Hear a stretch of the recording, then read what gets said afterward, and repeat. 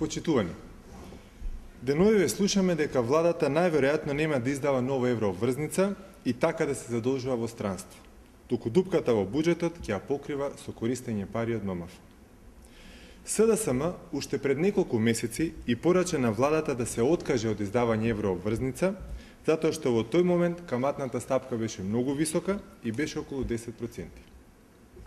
Од владата тогаш самоуверено ни одговорија дека ќе сме се изненаделе колку пониска ќе била каматната стапка. Со откажување од еврообврзницата, владата призна дека СДСМ беше во право. Сега владата најавува дека ќе поземи од ММФ. И за тоа СДСМ во повеќе наврати посочи дека ако владата мора да позајмува, тогаш да поземи од ММФ, затоа што така е најевтино. Потезите на владата потврдуваат дека и за тоа СДСМ беше во право.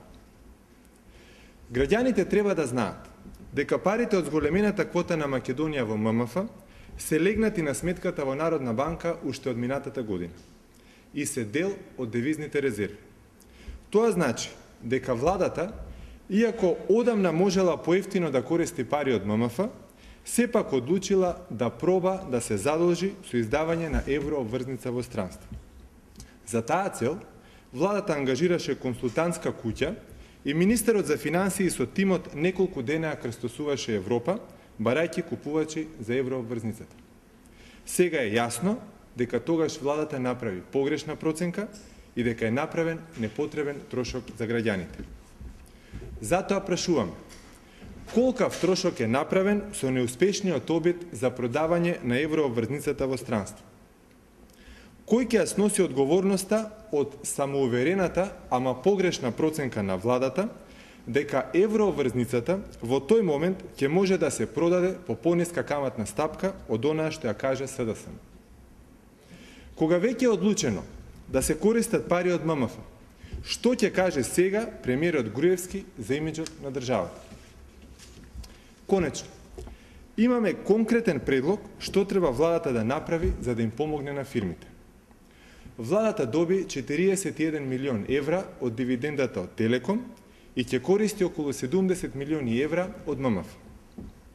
Тоа значи дека владата вкупно ќе има на располагање 111 милиони евра.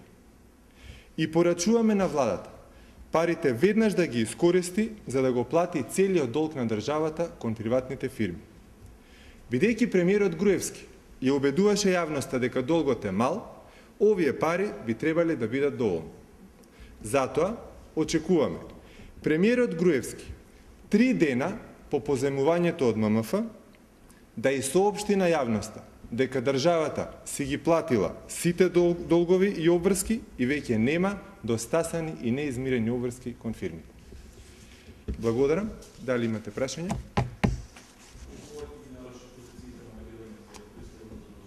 Како?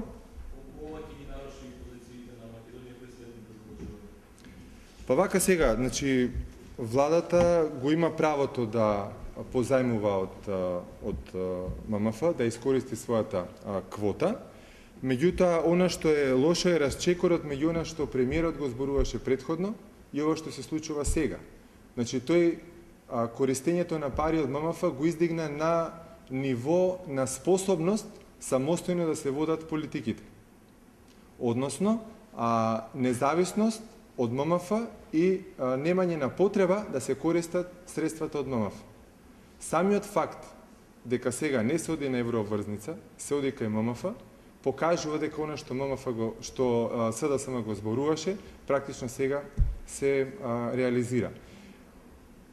Останува можноста владата во иднина повторно да тропне на вратата на ММФ, меѓутоа овој пат и за склучување на аранжман.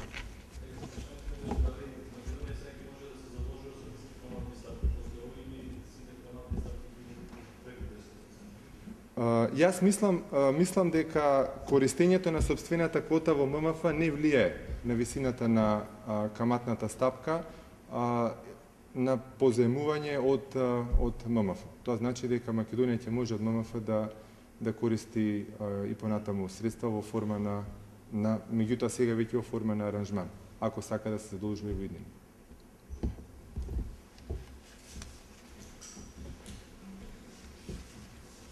Дали има уште некој прашање?